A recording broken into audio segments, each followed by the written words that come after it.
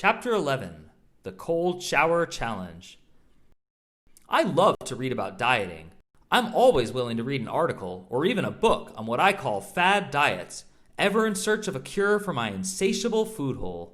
I even thought I'd read about all the diets out there until I came across a book that casually mentioned how ice baths and cold showers can accelerate weight loss.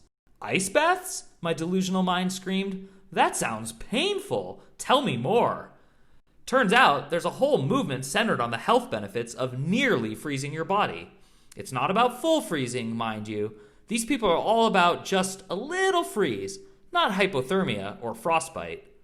They suggest exposing your body to temperatures that shock the system into producing a special blood count that...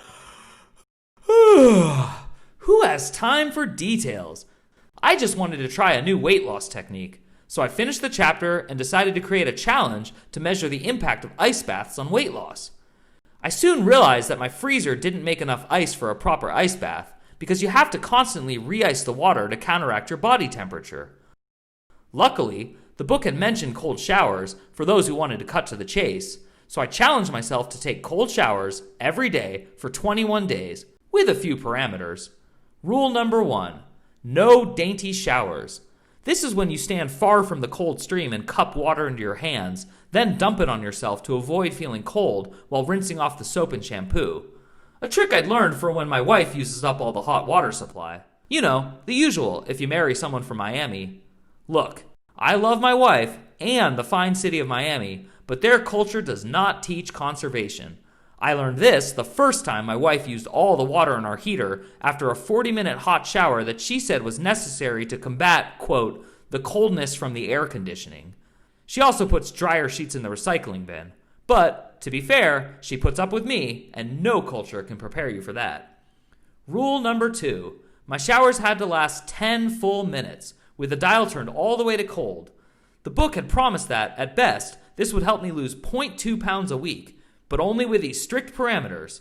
But that's champion logic. You don't get the gold in swimming unless you're dedicated to that ever-important nanosecond. Rule number 3, I had to shower like I meant it. I had to get in, let the cold water spray my face and soak my body. I had to act like I was in a shampoo commercial. I didn't need a crystal ball to tell me how this would go. We all know cold showers suck.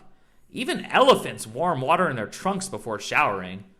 Sure enough, 1 minute into my first cold shower, I yelled to my wife that this was the worst idea I'd ever had, and it was the closest I've ever come to quitting a challenge. That shower, and every single one after it, was pure misery. I never once adjusted to the pain and trauma of cold water drilling my skin, and even after I stepped out and towel dry, my body was trembling many minutes later. This challenge was like a hostile confrontation with someone you don't like, day after day, with no learning curve or benefits. It felt like a painful pimple near your nose that isn't big enough to pop, but not small enough to ignore. Instead of waking up and dreading my commute, I learned to wake up and dread my pre-commute shower. And if you think I'm exaggerating because you've swam in cold water and you think it's not so bad, stop comparing your apple to my orange. Cold showers are nothing like a cold pool, or any body of water, because you can swim to warm yourself in a pool, whereas in a shower, the cold water does not engulf you, so you can't move around to create any heat. It's uncomfortable, miserable, and unacclimatable. The silver lining from this experiment is that it fostered an awesome respect for hot showers.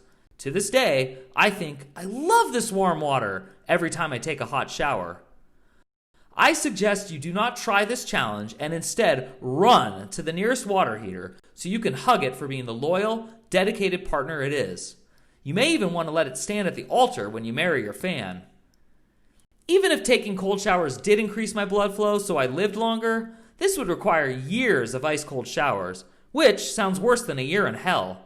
Which, to come full circle, is what I learned from this challenge. If there is a hell, it features only cold showers, and I will do whatever it takes to never go there.